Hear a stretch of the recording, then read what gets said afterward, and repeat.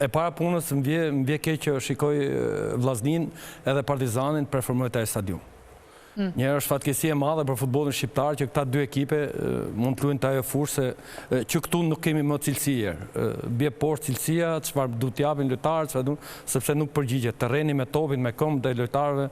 Vetë një lojë gabimesh ose nga fusha. Unë besoj që 2-3 njerëz më shumë korrigjojnë se sa mund të kesh një skem taktike, mund të kesh një vendosje të ekipit, po aty është si një herë ku mund të themi koha që kur të bi fuqia, ata që janë më të fuqishëm të fitojnë ndeshje.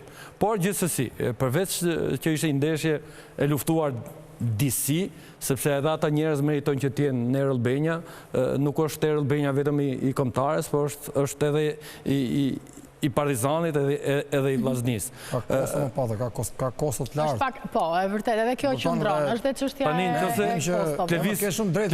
kosto. Nëse ka kosto që kjo neshje, kjo kartolinë mos luhet atje, unë besoj që futbolli shqiptar duhet uli traumë dhe s'duhet luhet më kampionatin shqiptar.